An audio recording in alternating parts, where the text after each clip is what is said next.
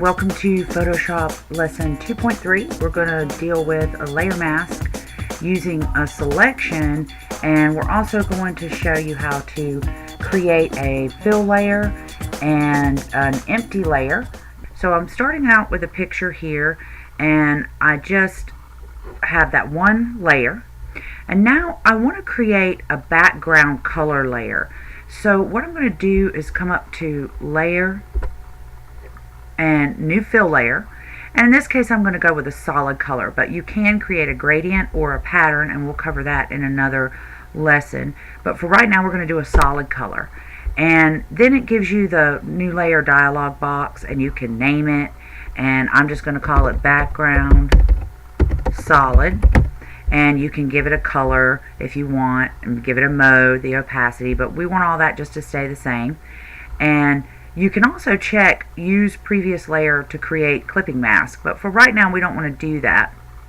We want this to be our background layer, so I'm just going to click OK, and then it pops up the color, and I'm going to make it more of a yellow, like a bright yellow maybe, to go with those birds. See if it stands out, helps it stand out.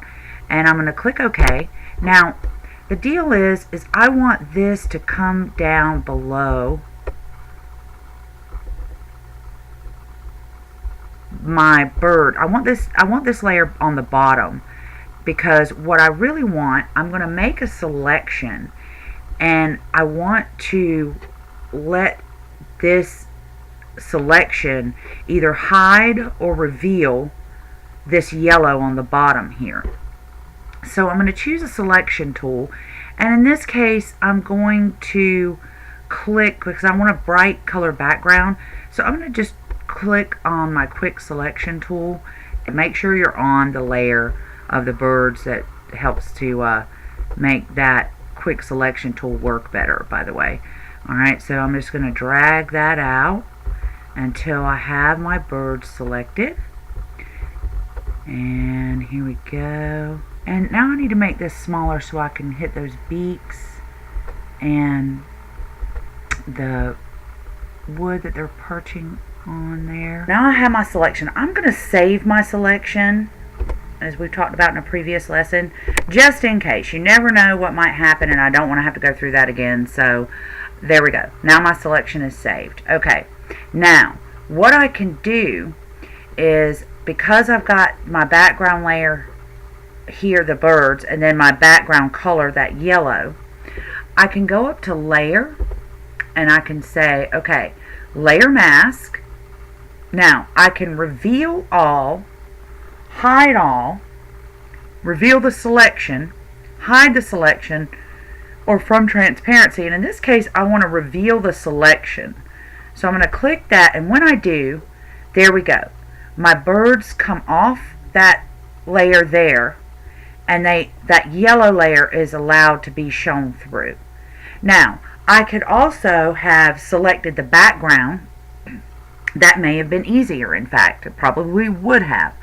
But I could select the background, and then I could have said, okay, layer mask, and then I could have said hide all, and I would have hidden the background instead of revealing the selection, the birds. Or I could reveal all. So it's however you want to do it, whatever selection is easiest. You'd have to think that through. That's one of those things you need to think about, focus on for a second before you make your decision. I just jumped on selecting the birds just because I did.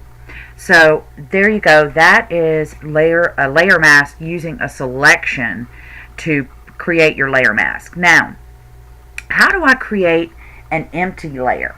Well, I can create an empty layer by clicking the Create New Layer icon in the Layers panel, which is right down here by the trash can. And this creates a blank layer above the layer that is currently selected. So I can click that. Okay, and I'm just going to Control Z to show you there's another way to do it. I can also press Alt and click the Create a New Layer icon, and that's going to open the New Layer dialog box so that I can go ahead and name it and give it a color and do any of these things I want to with it. Go ahead. That way I don't have to double click my empty layer to rename it and that kind of thing. And then after I create an empty layer, which let me go ahead and do that. After I create an empty layer, I can fill all or part of it using the same things, the same technique that I use to fill a selection.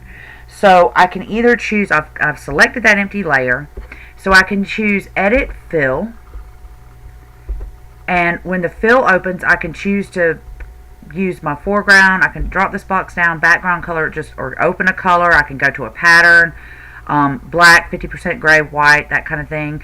So I'm going to open color, and I'm going to just do a red so it's clear that I've made a selection there.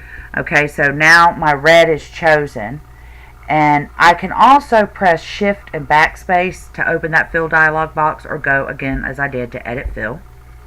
And then I can press Control Delete or Control Backspace to fill a selection on my layer with the background color, or Alt Delete or Alt Backspace to fill the selection with the foreground color. In this case, my foreground and background are black and white, so I didn't want to do that. I wanted to go to a color. Click OK, and there that color goes red.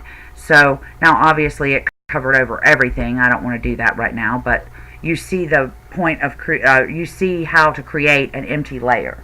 Now I can do, as we've talked about before, a clipping mask where I hold Alt down and go between, and those double circles show up, and I clip them together, and look what happens now.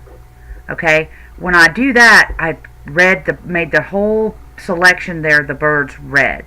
Okay, I can also, I'm going to go ahead and clip that, and I know there's no reason other than to show you a couple of things. One, I want to show you how to remove a clipping group, and I also want to show you how to remove or ungroup all the layers in a clipping group at once. Now, to remove a clipping group, I'm going to hold down my Alt key, and I'm going to take the pointer over the line dividing the two grouped layers. So I'm going to do this, and when I do, I'm going to click as the pointer changes into the overlapping circles again, and it's going to undo that. I can also, I could do it another way. I could select the layer that's a clipping group of this, it's this clipping group here, these two, and I can go to Layer, Release Clipping Mask, and it does that. And that's, so I've got two options there. I can hold down my Alt key and drag over the line between my clipping groups until I get the double circle and click, which is exactly the opposite of how I created a clipping group. And then what if I want to ungroup all the layers in a clipping group at once? Well, if I do that, okay, so I'm going to hold down Alt and re-clip these together. In order to ungroup all the layers in a clipping group at once, I'm going to select the bottommost layer in the clipping, like the ones that are clipped. So they're moved over a little bit, as you can see here, and they have that little down arrow that points down.